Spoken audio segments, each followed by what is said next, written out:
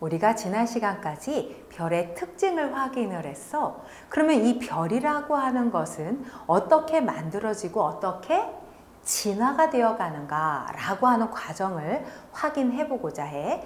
그래서 오늘은 별의 진화라고 하는 것을 확인해 보자. 별이라고 하는 것은 이라는 게 먼저겠지? 그래서 첫 번째, 별의 탄생. 자, 별이라고 하는 것은 무엇이냐? 처음에 우리가 천체를 시작하면서 별이라는 걸 살짝 설명을 했는데, 별이라고 하는 것은 스스로 빛을 내는 천체라고 이야기를 했어. 빛을 낼 수가 있으려면 그 안에서 반응이 일어나야 돼. 어떤 반응이 일어날까? 바로 핵융합 반응이 일어나게 되는 거지. 핵융합 반응이 일어나면서 질량 결손이 생기고 이 질량 결손이 에너지로 전환이 되면서 이 별은 스스로 빛을 낼 수 있었던 거야. 자, 그러면 이러한 별은 어디에서 주로 만들어지게 될까? 별의 탄생 장소라고 하면 별을 만들 수 있는 물질들이 좀 모여 있어야 되겠지. 그래서 우주에는 여러 가지 우주를 이루는 성간 물질들이 모여 있는 곳이 있단 말이야. 그것을 우리는 성운이라고 부르게 되지. 이 성운 중에서도 가장 밀도는 높고 온도가 낮아서 서로 중력의 힘, 즉 만유인력의 힘으로 충돌을 하면서 결합을 할 수 있는, 그래서 뭉쳐질 수 있고 별이 탄생할 수 있는 조건이 맞는 곳에서 별이 생성이 되는 거야. 그러면 무조건 합쳐지면 다 별이 되냐? 그건 아니야. 별에게서도 어느 정도의 질량이 필요한데 얼마 정도의 질량이 있어야 별이 될까? 그 기준은 태양이거든. 그래서 별을 만들 수 있는 최소의 질량은 얼마냐라고 했을 때 태양 질량의 약 0.08배는 넘어가야 돼. 그래서 태양 질량의 0.08배 이상의 질량을 가지고 뭉쳐져 있는 애들이 바로 별이 된다. 이렇게 이야기를 할 수가 있겠지. 자, 그럼 이 별이 만들어지는 네 번째 탄생 과정은 어떨까? 자, 탄생 과정을 한번 시작해 보자. 우리는 통합과학에서 이걸 한번 한 적이 있어. 기억을 해주면 매우 좋을 것 같아. 성운설이라고 하는 이 탄생 장소의 성운을 기준으로 먼저 설명을 해볼게. 자, 성운이라고 하는 곳에서 가능하면 밀도는 크고 온도가 낮은 이곳에서는 이라고 표현하겠지? 그러면 어떻게 해야 되겠어? 서로 뭉치려고 하는 중력의 힘이 안에서부터 바깥으로 밀어내려고 하는 내부 압력에 비해 더 커야 한다. 그래야 안으로 뭉쳐질 수가 있을 테니까. 우리는 이 에너지를 중력 수축 에너지다라고 해서 중력 수축 에너지에 의해 성운 안에서 온도는 낮고 밀도가 큰 그 지역에서 원시별이라고 부를 수 있는 뭉쳐진 덩어리의 형태가 만들어지게 된다라고 하는 거지. 자, 그래서 성운 다음 단계로 원시별이 탄생을 하게 되는 거야. 자, 원시별이라고 하는 것은 이 성운의 물질들이 뭉쳐졌기 때문에 서로 부딪혀 뭉쳐지면서 온도는 높아지고 밀도가 커지는 특징을 보여주게 되겠지. 이럴 때 서서히 온도가 높아질 때 표면의 온도가 1000K 이상 높아지기 시작하면 드디어 주계열성의 전 단계다. 이렇게 표현을 할 거란 말이야. 그래서 우리는 그것을 뭐라고 부르냐면 전주계열 단계다라고 이름을 붙여. 전주계열 단계라고 표현을 하면 아까 이야기한 것처럼 표면 온도가 1000K까지 높아지면 이제 그 이상으로 온도가 높아지는 단계가 될 것이다. 이렇게 표현을 하고 온도가 약 1000K까지 올라가면 이 전 주계열 단계의 원시별이 빛을 방출을 하는데 방출하는 빛이 바로 가시광선이라고 하는 형태로 이 가시광선에 해당하는 에너지를 방출하고 있다라고 표현을 해줄 수 있지. 그리고 나서 서서히 온도가 높아지게 되면 우리는 주계열성의 별이 된다라고 하는 거야.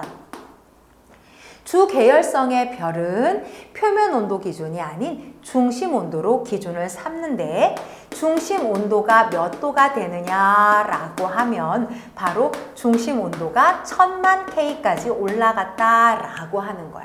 왜 중심 온도가 중요할까? 이 중심 온도가 1000만 K까지 올라가면 이 주계열성을 이루기 위해 그동안 중력 수축을 했던 수소라고 하는 물질들이 수소 핵융합 반응을 시작하게 되거든. 수소 핵융합 반응이 시작이 되면 드디어 핵융합이 되면서 더 많은 에너지를 방출할 수 있어지겠지.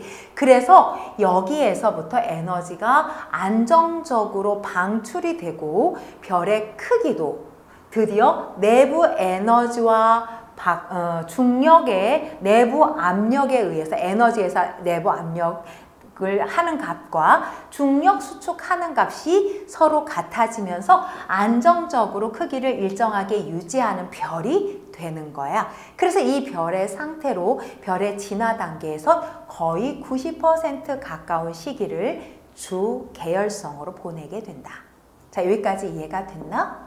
근데 아까 우리가 이런 얘기를 했어. 태양 질량의 0.08배 이상이 되어야 이렇게 주계열성으로 발달을 하게 되는데 만약에 이 단계에서 태양 질량의 0.08배 이하가 되면 이 이하인 별들은 어떻게 될까? 얘는 주계열성으로 발달을 하지 못한다는 거지. 즉 원시별 단계까지는 올라오게 돼. 하지만 원시별에서 질량이 모자르니 더 큰 에너지를 만들어낼 수가 없어서 여기 나오는 전 주계열 단계나 아니면 주계열성 단계로 넘어가지를 못하는 거야. 그러면 이 원시별에서 갈색 외성이 되는데 갈색 외성은 에너지가 모자르니 적외선의 형태로 에너지를 방출하게 되고 그러니 온도가 낮아서 붉은색으로 보여지는 갈색 외성이 되고 끝이 납니다. 그러므로 완전하게 별로 넘어가지 못한다라고 하는 거죠. 그러면 주계열성까지 완전히 넘어갔을 때 우리는 별이 되었다라고 하고 이 별은 지금 주어져 있는 제목처럼 어떻게 진화가 되는가 별의 진화 단계를 확인해 보자. 별은 일단 주계열성부터 출발이니까 기본이 되는 건 첫 번째 주계열성이야. 주계열성까지 오면 중력을 수축하는 중력 수축 에너지와 온도에 의해서 만들어진 내부 압력이 서로 균형을 갖게 되기 때문에 별의 크기는 더 이상 증가하지 않습니다. 그래서 별의 크기가 일정하게 유지가 되고 안정적으로 에너지가 계속 방출이 되기 시작을 하겠지.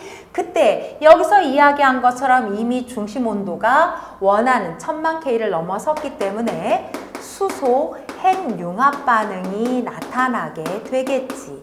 그러면 이 주계열성의 별이 질량을 형성을 할 때 태양의 몇 배냐라는 것에 따라서 태양 정도의 별, 태양보다 작은 질량, 태양보다 큰 질량으로 나눌 수가 있겠네.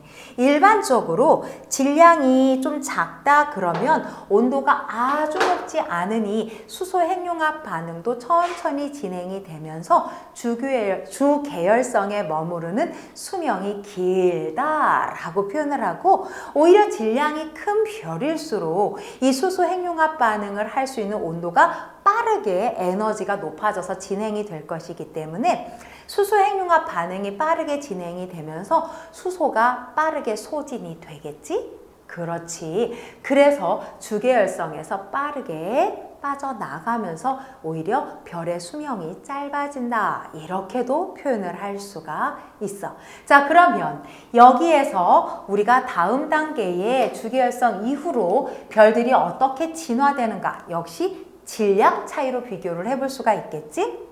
그래서 태양 정도 질량인 별. 그럼 이 질량인 별은 어떻게 움직이게 될까? 자, 첫 번째, 주계열성에서 이제 출발을 한 이 별은 서서히 반응을 하면서 수소를 이제 모두 소진하게 되죠. 수소가 모두 소진이 되면서 수소 핵융합 반응을 하면서 만들어냈던 어마어마한 에너지로, 자, 바깥쪽에 있는 대기에 해당하는 부분이 에너지를 받아 서서히 크기가 증가합니다. 기억하지? 그래서 주계열성은 수소는 서서히 소진이 되고 바깥쪽의 대기의 크기가 증가하면서 전체 크기가 커지는 단계가 된다. 그러면 우리는 이렇게 되면 거의 내부의 질량은 유지가 되나 크기가 커지고 있으니 서서히 밀도가 작아지는 단계가 되는 것이겠지? 그래서 가장 크기가 커져 있을 때 바깥쪽에 해당하는 온도는 오히려 떨어진 것처럼 보인다라고 했잖아. 그것을 적색 거성이다 라고 우리는 불렀단 말이야. 자, 적색 거성이 되면 중심 온도가 얼마까지 올라갔을 때를 이야기할까? 자, 적색 거성은 중심 온도가 계속 상승을 해서 우리는 1억 K까지, 1억 K 이상으로 올라가 있을 때, 그래서 이것을 적색 거성이라고 하고, 이 1억 K까지 올라가면 드디어 이 수소가 핵융합을 해서 만들어낸 헬륨이 추가로 더 핵융합 반응을 할 수 있는 에너지가 형성이 된 거야. 그래서 이 적색 거성 단계에서 헬륨 핵융합 반응이 일어나는 거지. 헬륨 핵융합 반응이 일어나면 어떤 원소까지 만들어지느냐? 탄소까지 형성이 된다. 그러면서 탄소가 될 때 안으로 핵융합 반응을 하면서 수축하고 바깥쪽은 그 에너지로 다시 가열이 돼서 더 팽창하고, 그래서 수축과 팽창이 계속해서 진행이 되겠지? 그렇게 되면 바깥쪽에 있는 이 대기 성분들, 여러 가지 물질들, 가벼운 애들들이 살짝 더 커지면서 무엇을 이루느냐? 우주로 팽창, 방출되기 직전인 행성상 성운이 되는 거야. 행성상 성운까지는 계속해서 밀도가 작아진다. 그러다가 드디어 행성상 성운이 되고 이 바깥쪽에 있었던 물질들이 우주로 방출되고 나면 이 행성상 성운으로부터 이제 밀도가 다시 작아지지. 왜냐하면 바깥쪽 대기가 다 날아가고 안쪽에 중심별만 남게 되니까. 이 중심별의 상태를 우리는 바로 백색 외성이라고 부르기로 했어. 백색 외성이 형성이 되고 나면 크기는 매우 작고 광도가 높은 별이 형성이 된 거잖아. 아, 광도가 아니다. 표면 온도는 높고 광도가 낮은 별이 형성이 된 거잖아. 그러면 여기서부터 서서히 식어갑니다. 식어서 누가 되느냐? 바로 흑색 외성이 돼요. 흑색 외성이 되면 더 이상 에너지를 방출할 수 없어져서 우리 눈에 보이지 않는 단계까지 간 거다라고 얘기합니다. 얘기를 하는 거지. 그래서 더 이상 에너지, 열을 방출할 수 없는 단계. 그러면 태양 정도의 질량을 가진 별의 진화 단계는 마무리되었다라고 표현을 해줄 수가 있어. 자, 그러면 세 번째. 태양보다 큰 질량의 별은 어떻게 될까? 똑같이 주계열성을 거치고 수소가 모두 소진이 되고 그 에너지로 바깥쪽 대기에 해당하는 애들이 커지는데 조금 커지는 게 아니라 온도가 높으니 당연히 질량도 크니 더 크게 커지겠지. 그래서 거성이 아닌 초거성을 이루게 되겠지. 자, 초거성까지 되면 이 중심 온도가 1억 K보다 훨씬 더 높아지게 되니 헬륨 핵융합에서 탄소가 되고 탄소로 끝난 게 아니라 거기서 추가로 계속 핵융합 반응을 진행을 하게 돼. 그래서 초거성에서 우리는 가장 무거운 원소에 해당하는 철까지 생성이 되는 거야. 자, 이 초거성에서 바깥의 대기가 서서히 커지고 방출되기 직전에 행성상 성운이라는 단계를 가는 게 아니라 얘는 그 에너지가 워낙 크고 얘가 빠르게 움직이기 때문에 이게 퐁 하고 터지는 단계로 올라가게 되네. 그래서 우리는 그것을 초신성 폭발이라고 부르는 거야. 초신성 폭발이 되면 폭발되는 에너지가 엄청나게 크겠지. 그래서 이 폭발되는 에너지로 바로 철보다 무거운 원소가 생성이 된다. 그래서 우리 지구에 존재하는 우라늄이나 이런 무거운 원소들이 만들어졌다 이렇게 표현을 하는 거지. 자, 초신성 폭발을 했는데 질량이 워낙 크다 보니 폭발하고 남은 그 속의 중심별이 백색 외성처럼 작은 별이 남는 게 아니란 말이야. 그때 남은 별이 중성자 별이 되기도 하고 조금 더 질량이 큰 애는 블랙홀이 되기도 하면서 주변에 있는 모든 물질을 다시 끌어당기는데, 그렇지, 빛까지도 끌어당겨서 아무것도 다시 나올 수 없을 만한 어마어마한 그 당김의 힘을 가진 물체가 되는 거야, 우주에. 그것을 블랙홀이라고 불러. 그럼 블랙홀이라고 하는 애는 어느 정도의 질량을 가졌을 때 블랙홀이 될까? 초신성 폭발을 하고 남은 질량이 태양 크기의 태양 질량의 약 3배 이상이 되면 우리는 이 정도가 됐을 때 블랙홀이 된다라고 표현을 하는 거지. 이것이 바로 별의 진화다. 자, 별은 성운에서 원시별에서 서서히 온도가 높아지면서 전 주계열 단계, 그리고 더 온도가 높아져 수소 핵융합 반응이 시작이 될 때부터 우리는 주계열성, 태양 정도 질량은 인별은 주계열성, 적색거성, 행성상 성운에 펑하고 백색 외성 그리고 흑색 외성으로 마무리라고 한다면 태양 질량보다 훨씬 큰 별은 주계열성의 초거성 그리고 초신성 폭발, 남은 것으로는 중성자별과 블랙홀이 형성이 된다. 이렇게 정리하면 된다. 오늘도 여기까지 하자.